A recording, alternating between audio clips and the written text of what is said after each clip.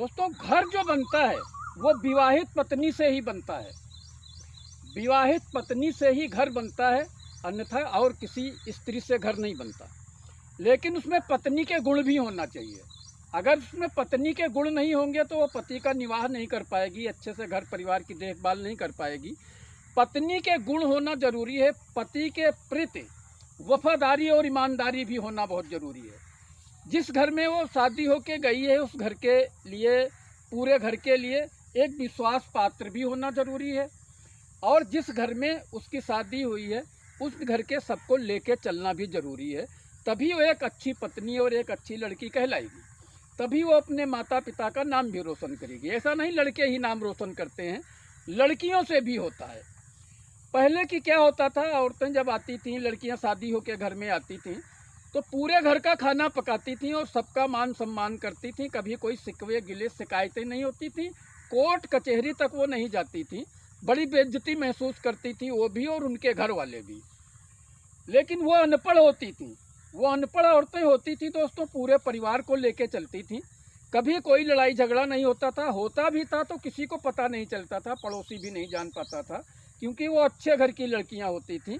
और उनकी माँ ये सिखा के भेजती थी कि बेटा कोई शिकायत नहीं आना चाहिए तुम्हारी ससुराल से।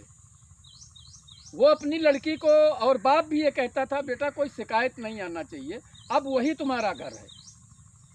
अब क्या होता है दोस्तों, आप पढ़ी लिखी लड़कियां हैं, पढ़ी लड़कियां जो आप लड़कियां ला रहे हो वो सब कुछ जानती हैं। वो अपने अधिकार जानती हैं, अपने कानून जानती हैं, और कानून जानने के साथ साथ में उन कानूनों का गलत इस्तेमाल भी करती हैं।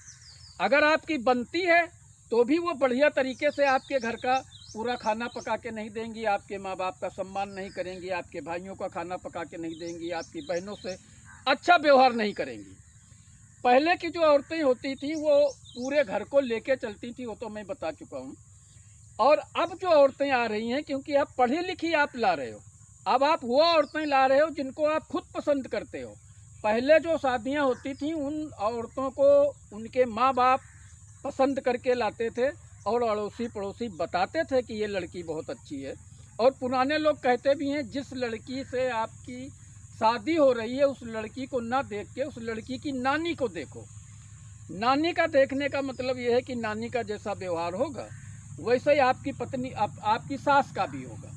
और जब सास का व्यवहार अच्छा होगा तो क्योंकि उसी माहौल में वो पली बढ़ी है, उसी घर में रही है, तो वो अपनी जब ससुराल आएगी तो वो भी वैसा ही करेगी। लेकिन अब ऐसा नहीं है। वो पहले की औरतें थीं दोस्तों, अब ऐसी औरतें